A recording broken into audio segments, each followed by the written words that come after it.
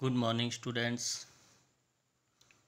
SV academy Rawla की online classes में आपका हार्दिक स्वागत है। Class 11th subject English, lesson 4 landscape of the soul. पिछले वीडियो में अपने इस लेसन को पढ़ रहे थे, जहाँ हमने इसे रोका था उसी से आगे पढ़ने जा रहे हैं।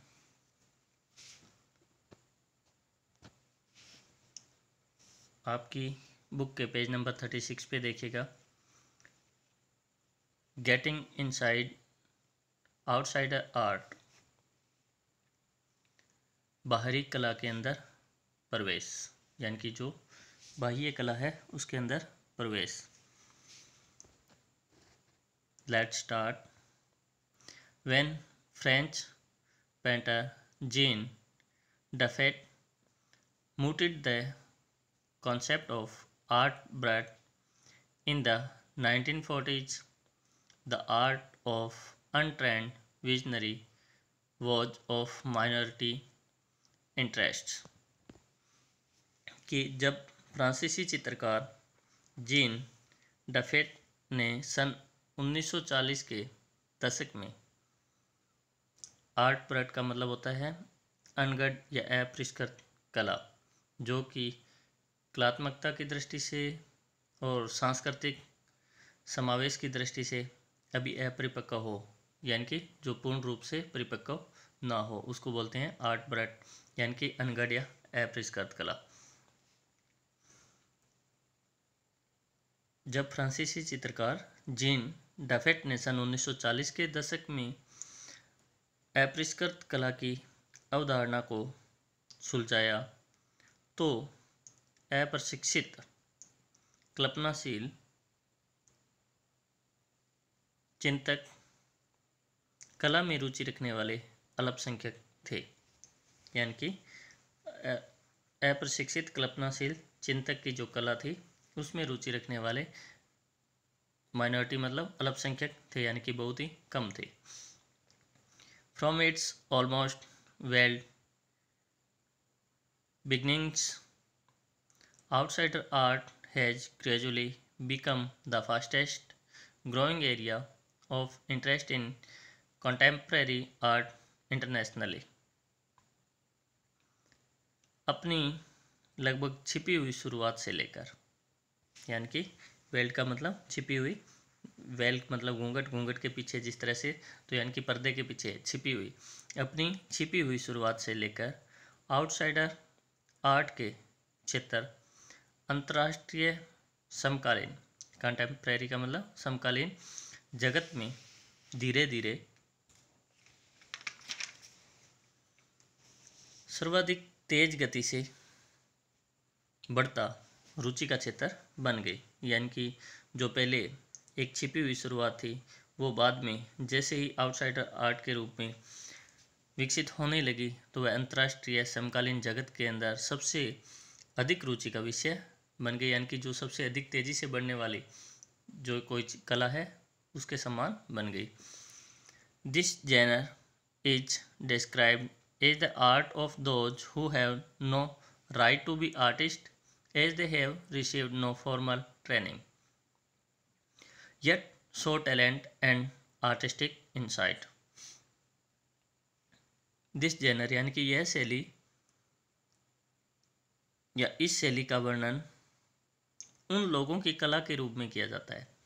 किन लोगों की कला के रूप में किया जाता है? यानी कि आउटसाइडर आर्ट की बात हो रही है यहाँ पे, कि इस शैली का वर्णन उन लोगों की कला के रूप में किया जाता है जिनका कलाकार बनने का कोई अधिकार नहीं होता है। Who have no rights to be artist, यानी कि जिनके पास कलाकार होने का कोई अधिकार नहीं है। एज क्योंकि they have received no formal training, क्योंकि उन्होंने कोई भी औपचारिक प्रशिक्षण प्राप्त नहीं किया होता है।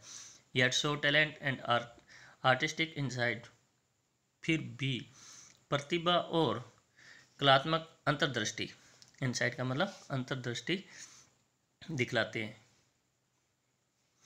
There works are a stimulating contrast to a lot of mainstream offerings, और उनके जो कृतियाँ हैं उनकी कृतियाँ बहुत सारी मुख्य धारा की कृतियों के प्रति एक रोचक, स्टिमुलेटिंग यानी कि जो कि किसी को उत्तेजित कर दे, किसी के विचारों को उत्तेजित कर दे, विचारोत्तेजक, और कॉन्ट्रास्ट का मतलब विरोधाभास प्रदान करती है।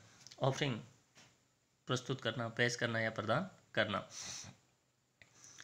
Around the time Dubuffet was propounding his concept in India, an untutored genius was creating paradise. जिस समय डफेट अपनी अवधारणा को लोगों के सामने विचार करने के लिए प्रस्तुत कर रहे थे, उस समय भारत में एक अनटूटेड का मतलब अप्रशिक्षित, प्रतिभा, जीनियस का मतलब प्रतिभा, स्वर्ग की रचना कर रही थी। यानी कि डफेट की बात हो रही है जिन्होंने कि आउटसाइडर आर्ट या फिर आर्ट ब्रूट इन 1940s के अंदर जो शुरू की थी। जिस समय वो ये शुरू कर रहे थे उसी समय भारत के अंदर अप्रशिक्षित प्रतिभा जो थी वो एक स्वर्ग का निर्माण कर रही थी। Years ago, the little patch of jungle that he began clearing to make himself a garden, sculpted with stone and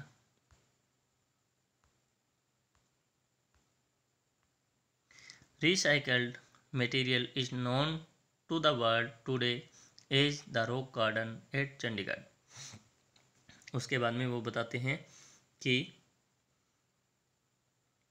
वर्षों से या वर्षों पहले जंगल का छोटा सा क्षेत्र जिसे उन्होंने पत्थर और पुनः प्रयोग में लिए जाने वाले पदार्थों से बगीचा बनाने के लिए साफ करना शुरू किया था, आज दुनिया उसे चंडीगढ़ में रॉक गार्डन के नाम से जानती है।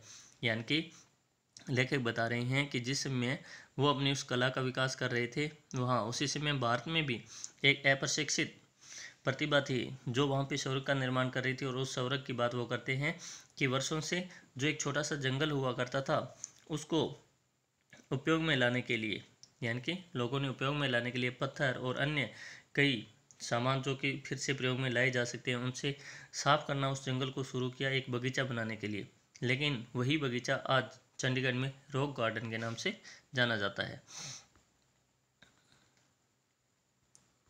It's 80-year-old creator director neck Chand is now held as India's biggest contributor to outsider art।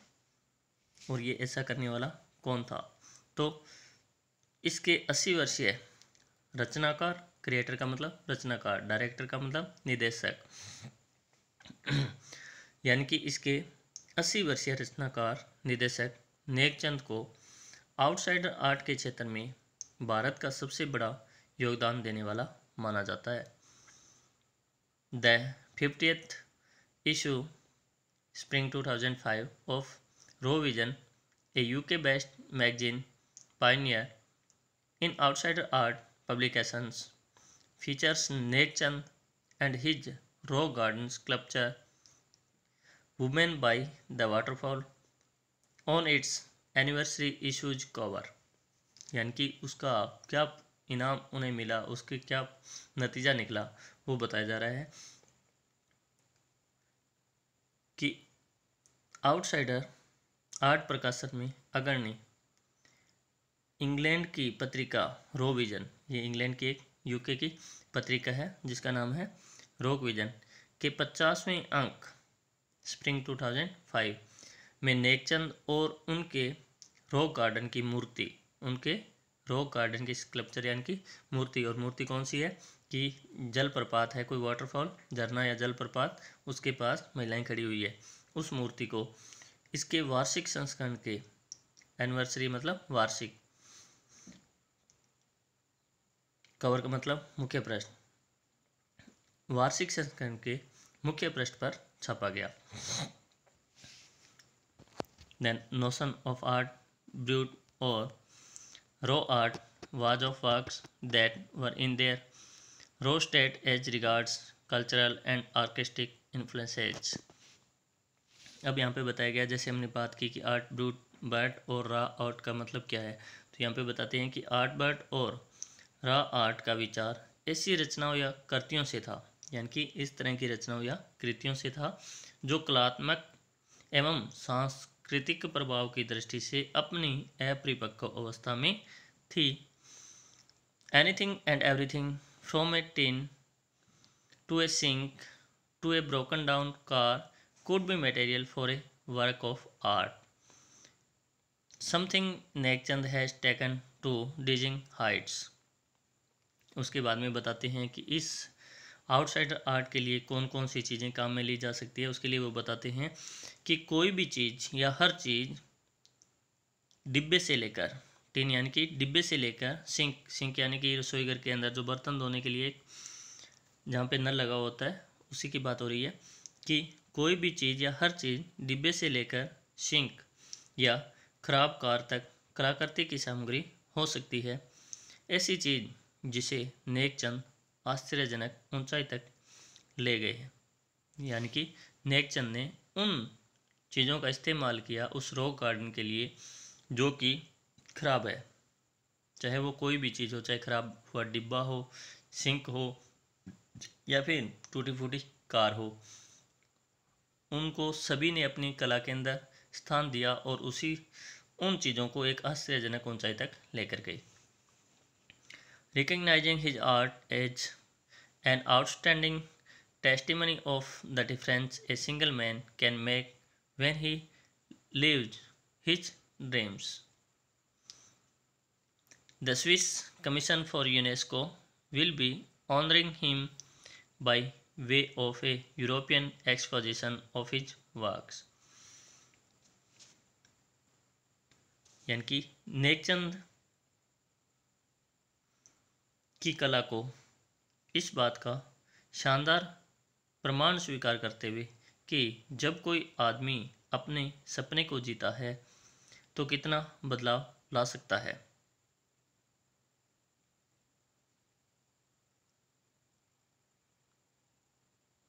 An outstanding testimony of the difference a single man can make when he lives his dream।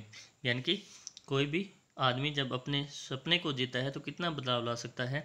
UNESCO के लिए Swiss आयोग उनकी कृतियों को Europe में प्रदर्शित करके उनका सम्मान करेगा। The 5-month interactive show रियम of Nek Chand beginning October will be held at leading museum in Switzerland, Belgium, France and Italy।